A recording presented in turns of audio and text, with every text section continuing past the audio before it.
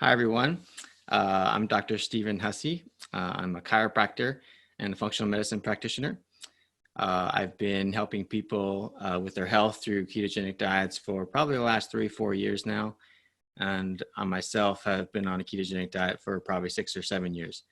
And what led me to that diet was my own health issues that I had as a child that eventually led me to, or ended up being type 1 diabetes for me. And so because type 1 diabetes predisposed me to heart disease, I've done a lot of investigation and self-research into heart disease. And I want to share a little bit about that with you today. And so today we're going to talk about ketone cardiac metabolism and why cancer of the heart is so rare.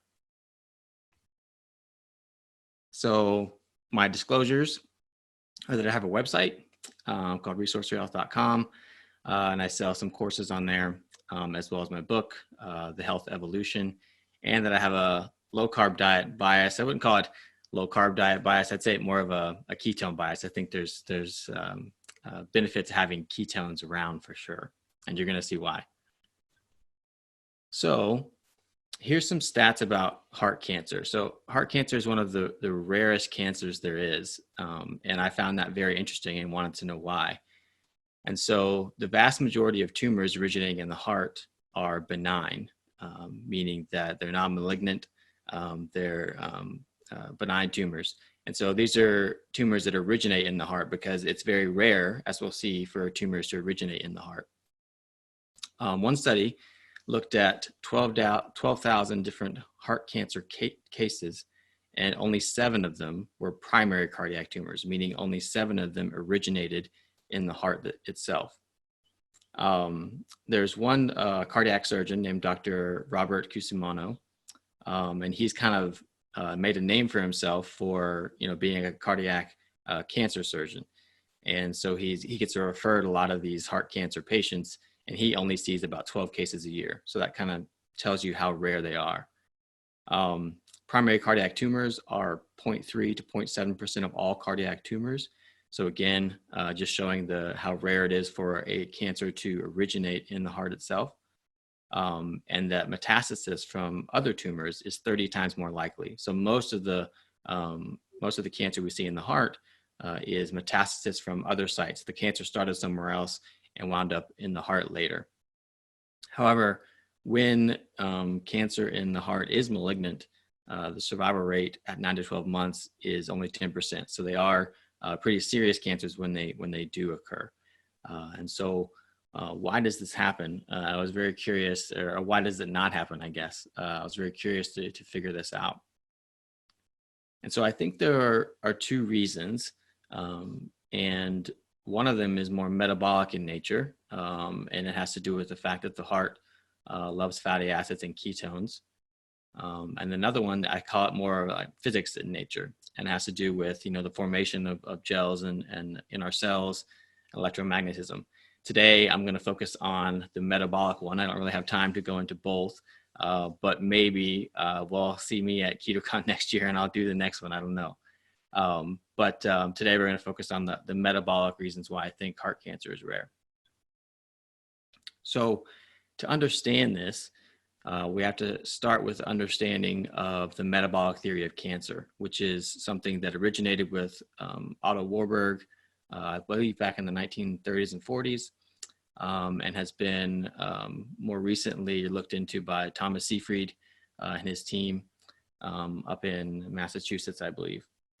And so what this is showing is that, or what this slide is showing is that our cells can get energy in a few different ways. And one of them is called oxidative phosphorylation. And that's the picture there where you see it says 89% of total cellular energy. So the majority of our energy that our cells make is through this oxidative phosphorylation. And this happens when our cells take a few different substrates like glucose, fatty acids, or ketones, and they use those things and they use oxygen to make ATP, which is our cellular energy. So it's called oxidative phosphorylation. And then, but our cells, if they can't use oxygen or they lose the ability to use oxygen, they can do what's called fermentation or anaerobic respiration. So this can be done even in the presence of oxygen, but the body can't use it for some reason or another. And so we start doing fermentation. And this can also be called glycolysis because it uses a lot of glucose, because glucose is the only fuel that can be used for fermentation. And so our body can get some energy from this process, but it's way less. You can see in the oxidative phosphorylation, we can get 36 ATP through that process. With glycolysis or with fermentation, we can only get 2 ATP doing that. And sometimes we can use lactate as well at the end of that, but it's a lot less. And so this is why we can do like radioactive tracer glucose, and then we can do a scan to see where the body is using that glucose. And we can see cancer show up on that scan, because cancer cells seem to not use oxygen and use this fermentation more. And to do that, to make enough ATP when that's happening, you have to use a lot of glucose. So you can, put the glucose in the body and see where the body's using a ton of it, and that can show you where cancer is. So what's interesting here is that this is a quote from Dr. Seyfried's book. It says that although no specific gene mutation or chromosomal abnormality is common to all cancers, nearly all cancers express elevated fermentation, regardless of their tissue or cellular origin. And so it just goes to show that cancer may not be so rooted in genes like is commonly thought, but instead is rooted in the metabolism of the cell. And so there's been interesting experiments done where they take, the DNA from a healthy cell and they replace it with the DNA or they put that healthy DNA into the cancer cell and take out the cancerous DNA. But that cell and the cells that reproduce from that still stay cancerous, even though there's now healthy, non-mutated DNA there.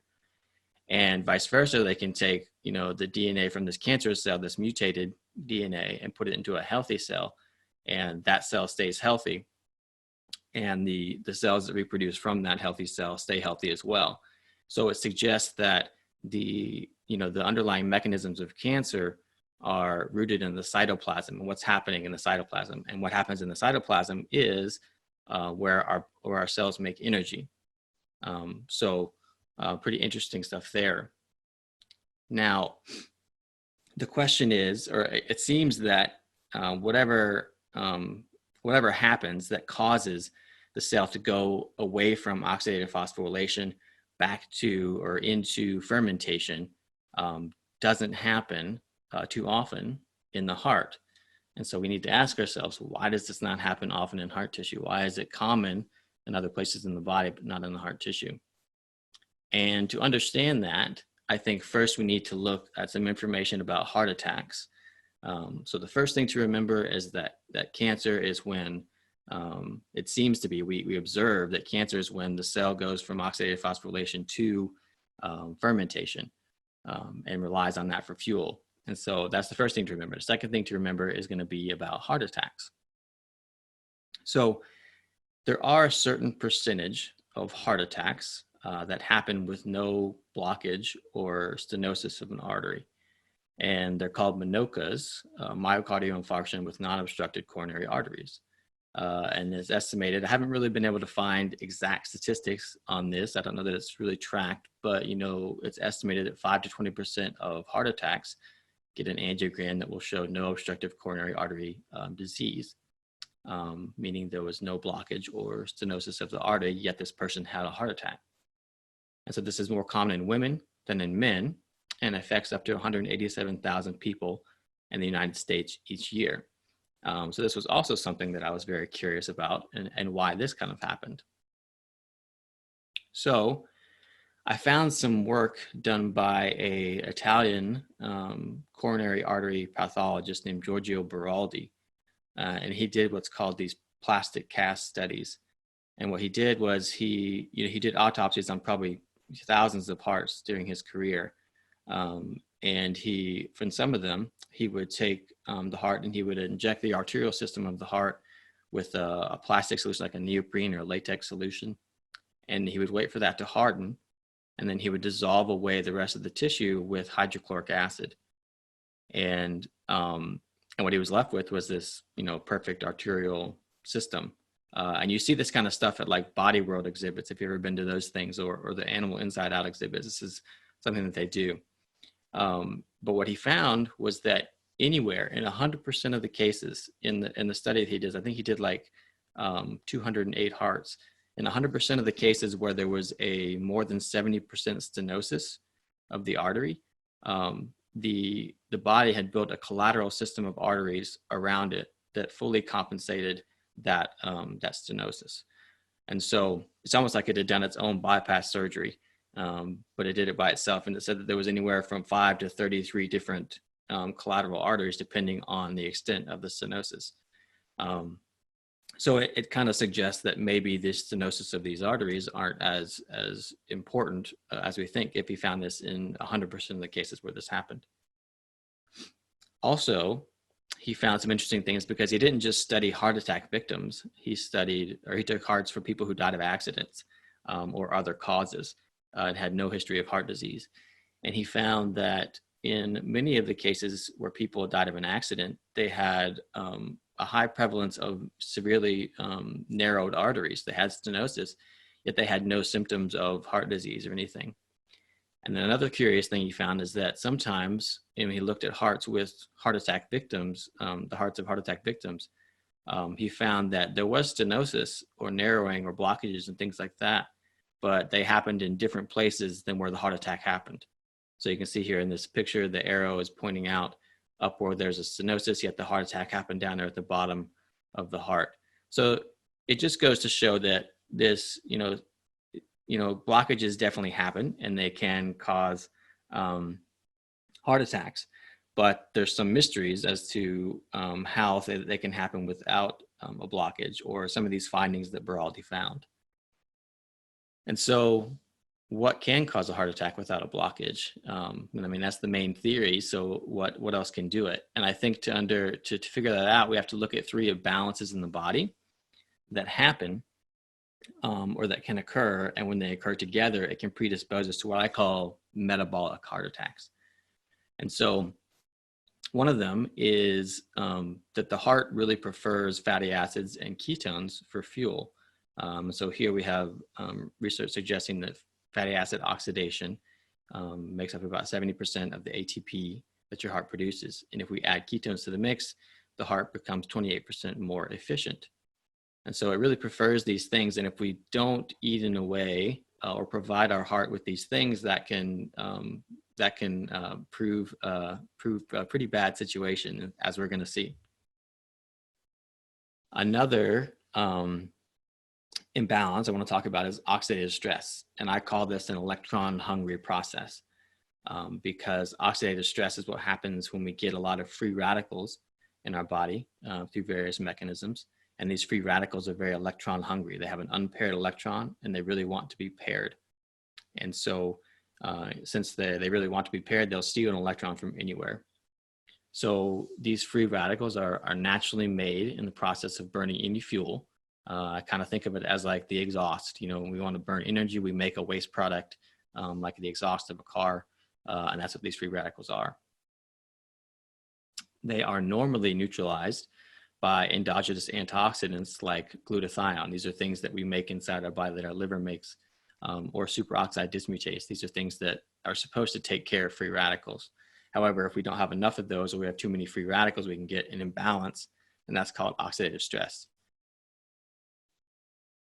Like I said, these things are very highly reactive because they really want to be paired. So they steal an electron from anywhere. And therefore, they have a very short half-life. They don't last very long. However, when they find that electron, they steal it from somewhere. They create another free radical somewhere else by stealing that electron. And so this can cause damage to cells and tissues and what's called exclusion zone water. And things that can cause free radicals or oxidative stress are heavy metals, endotoxemia, which is an excess of bacteria in our blood, high blood sugars, advanced glycation end products, environmental toxins, and things like seed oils or vegetable oils. And then the third imbalance is an imbalance in our autonomic nervous system. And so This is the system in our body that's designed to interpret our environment and determine if we're in a safe or threatening environment, so we have the appropriate physiologic response. And so I put this little picture here of reptiles evolving to mammals because reptiles had a different stress response than mammals do. And so when we look at reptiles, or at least older evolved reptiles, they have one pathway in the vagus nerve. And the vagus nerve is what communicates this stress or non-stress signal to our organs, to our body. And so they had one pathway called the dorsal motor nucleus, DMN. And it was responsible for stimulating the sympathetic nervous system so that we have a stress response. Our body interprets when a stressful situation, and we have that stress response. But then as mammals started to evolve, they're much more metabolically active than reptiles. And we see that because they're warm-blooded, they move a lot faster than reptiles. So in order to do that, in order to have those characteristics, they need to evolve a stress response that wouldn't create such a dominant sympathetic or stress response. And so they evolved a separate pathway in the vagus nerve called the nucleus ambiguus, or NA. And this is what we think of as the vagal brake that evolved to keep our complex brains and emotions from overstimulating the dorsal motor nucleus. And so this is what we call parasympathetic when we talk about autonomic nervous system, sympathetic and parasympathetic. And the nucleus ambiguus supplies specific nerve fibers to the heart. So the heart has a very parasympathetic, dominance, I should say. So with those three imbalances, with not providing our body with enough fatty acids or our heart with enough fatty acids and ketones, depleting or having high oxidative stress, and getting an imbalance in our autonomic nervous system from leading a high stress life, we can look at those three things that happen. And I want to walk you through how those three things can lead to what I call a metabolic heart attack, one that requires no blockage whatsoever. So we can get this gradual inhibition of parasympathetic activity, which will become more sympathetic dominant, more stress dominant. And we can see here, this is a chart that tracked heart rate variability in somebody an hour before and after they had a heart attack. And heart rate variability is the best measure of balance in our autonomic nervous system that we know of. And you can see here that it dropped significantly leading up to the heart attack and had quite a plunge 2 minutes before the heart attack, and then it slowly recovered. And so you can see that this inhibition of balance and this inhibition of parasympathetic activity is characterized during a heart attack. We see this. So then if we have that plus a depletion of nitric oxide due to the oxidative stress, because oxidative stress will deplete nitric oxide, as we see here in this study that says that the fact that these sites are associated with enhanced oxidative stress and reduced endothelial nitric oxide production is further indication for the roles of reactive oxygen species and nitric oxide in atherosclerosis. So we can get atherosclerosis from oxidative stress, from this damage to tissues, and that can deplete nitric oxide. But also, nitric oxide can act like an antioxidant, and it can neutralize those free radicals. But again, that decreases our nitric oxide, and we're going to see why that's very important right here. So if we have those two things, this inhibition of parasympathetic activity and this depletion of nitric oxide due to oxidative stress, and then we get a sudden stressful event leading to a surge in sympathetic activity, which I think it's not a coincidence that there's studies that show that heart attacks are more prevalent on stressful days of the year, like major holidays or major sporting events or Mondays. They're definitely more common on those days. And so what this does is usually in our heart, we're supposed to get a very balanced signal of the nervous system. We're supposed to get a balanced sympathetic and parasympathetic. So if we get a stressful signal, we go through something very stressful, we get that surge of sympathetic activity, which stimulates what's called CAMP in our heart cells. And we're also supposed to get a lesser surge to balance it out of parasympathetic activity. And that's always supposed to happen to keep things balanced. However, if we have a gradual inhibition of parasympathetic activity, that signal is not as strong. And also, the caveat here is that for parasympathetic signaling to get to the heart cells, it needs nitric oxide to get into the heart cell. And if we've depleted that with oxidative stress, then that's less likely to happen. And we don't get the activation of cGMP to balance out that signal in the heart cell. And you can see what happens. We get a dominant sympathetic response, which causes uninhibited metabolic activity, which can cause acidity in the heart seizure, and what we know as a heart attack. And so let's walk through that. So the surge of adrenaline causes the heart cells to revert to burning glucose instead of ketones or fatty acids. And this is very similar to what happens when we go for a run. That's kind of a stress response. It's a good stress response to our skeletal muscles, and they start burning more glucose or stored glycogen, which is in the muscles. But when that happens, we get a buildup of lactic acid, which is the muscle burn that we feel. And so here is a study that shows that CAMP, which is what is stimulated in the heart cells when we get a surge of stress response, a surge of sympathetic activity, suppresses the inhibition of glycolysis. So usually glycolysis is pretty inhibited, but when we get that surge, it suppresses that inhibition. And so the study here shows that in hearts perfused with various oxidized substrates, CAMP induces a preferential utilization of glucose by a concerted stimulation of glucose transport. And so we lose that preference of fatty acids and ketones to the heart, and we start burning more glucose when we get this stress response. And so that can cause problems because that burning of glucose can cause a buildup of lactic acid in the cardiac cells. And to me, this is angina. This is chest pain, just like the pain you feel in your skeletal muscles when you go for a run.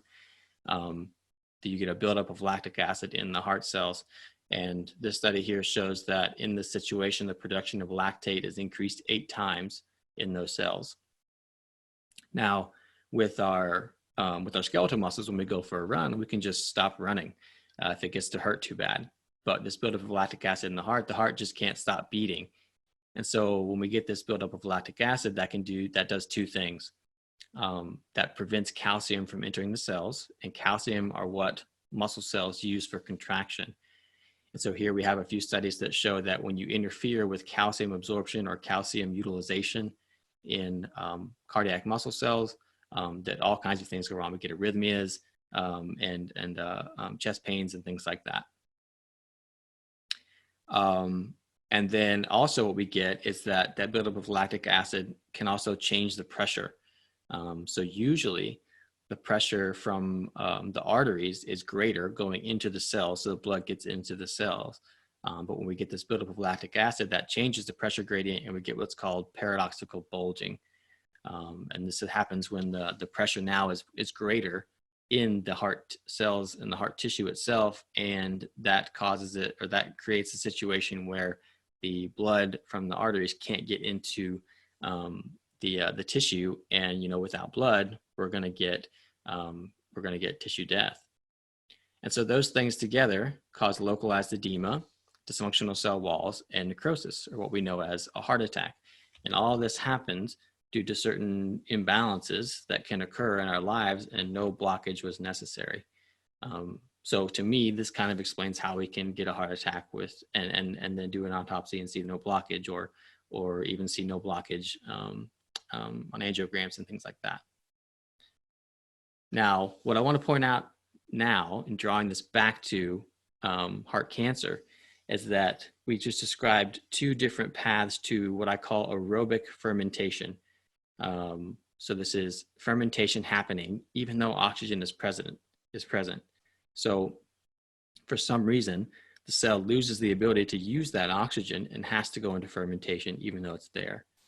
Now, in other tissue cells, and this is what I think of as far as cancer, it's thought that, I guess the main theory is that the mitochondria, which are the structures in our cells that use oxygen, they get damaged, and so they can't use the oxygen. They can get damaged from X-rays or chemicals or viruses or those free radicals, reactive oxygen species. And so if they can't use oxygen, the cell reverts to fermentation, and then they start, in order to survive short term, the cells start rapidly dividing and they become cancerous. Now, in the heart cell, we saw a different route to aerobic fermentation. where there's still oxygen present, but we get this imbalanced stress response. We've got a depletion of nitric oxide, and let's say we don't have enough, as many fatty acids or ketones around as the heart would like. And so that can lead us to this, this situation where even in the presence of oxygen, the heart cells choose to burn more glucose than they want to. And that can lead us down the path that I described before. But the question is that why, when this happens in heart cells and other tissues, why is it different? Why do other tissues tend to become cancerous, and why do heart cells not do so often? And the answer is that heart cells have a division deficiency. So after the first week of life, heart cells mature and they lose the ability to replicate, which means that once your heart cells are mature, those are the cells you have pretty much the rest of your life. They can grow and get bigger as the heart gets stronger, but you don't get new heart cells. And so it's thought that this is because of the unique high metabolic activity of the heart, and it was kind of like a trade-off, but that's just a theory. And so if these cells can't divide, like cancer does, like the characteristic of cancer is this rapidly dividing, undifferentiated cells. If the heart cells can't do that, then they die when this happens. And so Otto Warburg said, cells that die can never become tumorigenic. So it becomes a very rare situation where we get heart cancer, because when this situation happens, when it converts from oxidative phosphorylation to fermentation, we get tissue death, which we know as a heart attack, and not cancer. So what does this have to do with ketones? Well, like we said, the heart prefers fatty acids and ketones, and there's studies that show that, and it gets a lot of its energy from that. And because of this, I think that it gives the heart a bit of a protection, sort of. And so that is that, I think the heart has mechanisms in place that keep it burning fatty acids and ketones, or it keeps them around, because it doesn't burn entirely fatty acids and ketones, but it predominantly burns those, but it still burns some glucose, but it just prefer these. And so the fact that when we eat fatty acids, they're packaged in chylomicrons, and those chylomicrons are too large, so they have to be transported through the lymphatic system to the thoracic duct, and they're dumped pretty much straight into the heart, and into the venous system that leads right into the heart. And then they have to go through the lungs, and then they come back through the heart. And then the first thing the heart does when the blood leaves the heart is it goes right back into itself and feeds the muscles of the heart. So it's almost like the heart's getting first dibs because of this chylomicron packaging of fatty acids on those fatty acids. The heart also has direct signaling pathways to fat cells. And to me, this indicates that if there's not enough fatty acids around, the body can sense that, and there's a signaling pathway that mobilizes fatty acids to create more for those heart cells. And then the very fact that the heart prefers fatty acids and ketones for fuel, which is different than the rest of the body. We know that, to get into ketosis and to get your body making ketones and burning fatty acids, we have to restrict carbohydrates. But there are studies that show that even in the presence of glucose, the heart will burn fatty acids and ketones preferentially. And here is one of those. So in this study here, they looked at myocytes or cardiac muscle cells, and the ability or their burning of lactate. And so which lactate would be glucose, burning glucose and making lactate and then recycling that lactate. And they found that when they increased the ketone concentration in the form of beta hydroxybutyrate, you can see here on the chart, they had at 0 there, and the lactate was around 6. And then as they increased to 1, 2, and 5 ketone concentrations, the lactate oxidation was going down. And so here they stated that beta hydroxybutyrate inhibited lactate oxidation by myocytes by 30 to 60%. So when we put ketones in that area, the heart chooses to burn those rather than the glucose available. And so I feel like this was kind of protective in the sense that it would take the heart cells away from fermentation, because something far worse happens when those cells go into fermentation. They die rather than become these rapidly dividing but still alive cells. However, evolution was not accounting for this imbalance in the autonomic nervous system that we would eventually develop, that almost sort of bypasses this protection. So heart cancer, as we stated here in these statistics, is very rare. So it seems that the body and the heart tissues itself have that pretty much covered. I mean, there's still things we could do to prevent those rare cases, but it pretty much has that covered. So I'm not too concerned about what we should do to prevent heart cancer. What I am concerned about is what we can do to prevent the situation where we can get these so-called metabolic heart attacks. And that is what we can do about this autonomic nervous system balance, oxidative stress, and being sure that we have ketones around. And so I want to walk through how a ketogenic diet can help us, avoid cellular fermentation, or at least limit it, avoid depletion of nitric oxide through oxidative stress, and help us with autonomic nervous system imbalance. So first, we'll tackle cellular fermentation. So straight up in Dr. Thomas Seyfried's book, Cancer as a Metabolic Disease, he quotes, or he says, ketone bodies and fats are non-fermentable fuels in mammalian cells. So if we want to make sure that we don't go away from oxidative phosphorylation and into fermentation, which is a characteristic of all cancer, then we want to provide fuels that are non-fermentable. And so that is ketone bodies and fatty acids. So the very nature of a ketogenic diet and what we eat and getting our body to create ketones or make ketones is going to help us prevent that. Here's a very interesting study where they look at perfused rats' hearts. So these are rat hearts that they pumped a blood-like solution through. And so what they did was they took two different compounds or substances that are known inhibitors of oxidative phosphorylation, so they inhibit the cell's ability to use oxygen to make energy. And those were fluoroacetate and oligomycin. And so they clearly saw that when they used those and pumped them through the rat hearts, that they stopped doing as much oxidative phosphorylation and stopped using as much oxygen than they normally would. However, you can see here on the charts, I highlighted a few things. The plus signs mean that's when they put the beta hydroxybutyrate in the solution. And then the other ketone they used was octanate. And so the plus signs there indicate when they put them in the solution. And you can see that the amount of oxygen that was used went up. So having these ketones around, despite having these substances in there that inhibited oxidative phosphorylation, having the ketones around made the heart cells use more oxidative phosphorylation and use those ketones because they have to. They're not fermentable fuels. So having ketones around can push us more toward and keep us in this oxidative phosphorylation. So that's how a ketogenic diet, by providing ketones, can help us avoid cellular fermentation. Now we'll move on to oxidative stress. So here's a study where they did 14 days of a ketogenic diet in humans. And you can see here in the chart where I highlighted the total antioxidant status before the diet was lower than after the diet. And the authors noted that this was not an adaptive response to increased oxidative stress and was also not due to inactivation of antioxidant enzymes. This was due to the fact that there was less free radicals produced, therefore there was less oxidative stress around. So this was just after 14 days.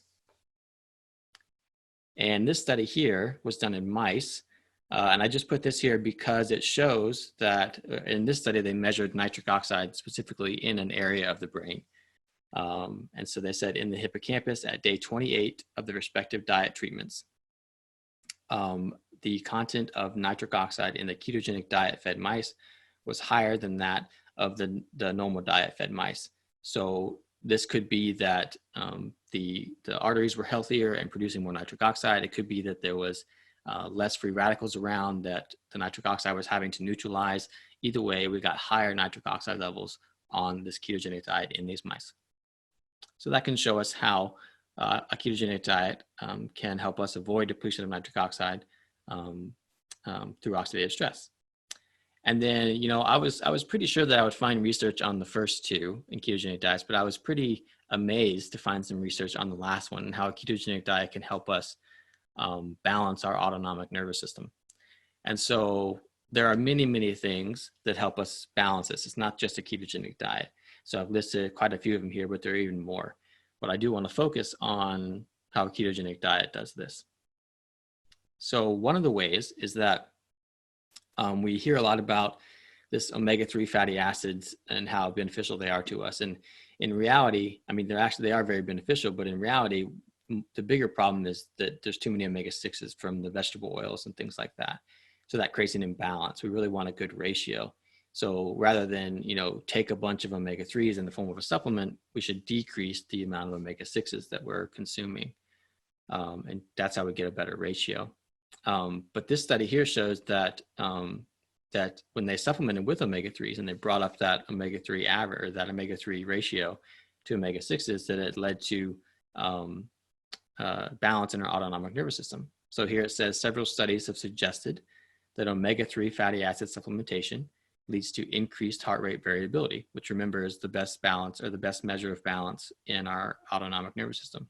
It says that 4 double-blind placebo-controlled clinical trials of adult subjects have documented increases in heart rate variability after treatments with omega-3 fatty acids during 24-hour monitoring. And they also stated that positive findings would indicate that omega-3 fatty acids can increase heart rate variability, which is associated with a decreased risk of sudden cardiac death, I would think, by the mechanisms we described before. And that positive findings would suggest that a low omega-3 level is an important factor linking depression and aggression to increased cardiovascular risk.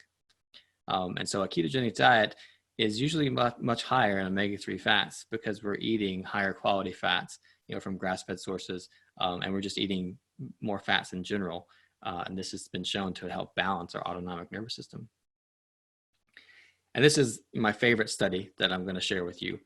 It's very, very interesting. I was really surprised to find it. So in this study, they looked at heart rate variability in people when they had a high carbohydrate beverage, which was fruit juice that they used, or a high fat beverage, which was a heavy cream that they used.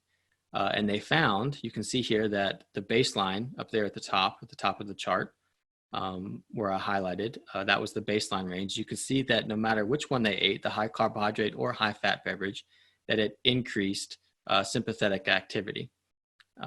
However, the high carbohydrate drink, the fruit juice, increased it much more. So just the act of eating anything is going to increase sympathetic activation. However, eating something very high carbohydrate and potentially very processed carbohydrate or pure carbohydrate like a fruit juice increased it way more. And so here in the study, they said that a high carbohydrate beverage producing greater sympathetic modulation, whereas the metabolism of stored and ingested fat was associated with relatively lower sympathetic modulation. So very interesting and very exciting for me to find that kind of research. And so that's how a ketogenic diet helps us balance stay balanced in our autonomic nervous system. So to summarize, cancer of the heart is one of the rarest cancers. And this is in large part due to the unique metabolism of the heart combined with the inability of the heart cells to divide. And that kind of provides this protective, this protective force against cancer. However, a forced change in the preferred metabolism of the heart could lead to something acutely worse than cancer, myocardial infarction. And we described how that can happen because I think that is worse than cancer because the cells die pretty immediately and that can be very acutely life-threatening, whereas cancer is not acutely life-threatening, but long-term is not a very good thing. And so the presence and preference of ketones seems to be protective for the heart, and a ketogenic diet can help balance the imbalances that predispose us to metabolic heart attacks. So the take-home that I think everybody should understand is that heart disease and heart attacks are clearly, after all we've talked about, about much more than cholesterol and LDL. And I think that it's very important to understand why an organ, such as the heart, is resistant to a certain pathology. It's very important, or just as important as understanding why it commonly gets another certain pathology, like a heart attack.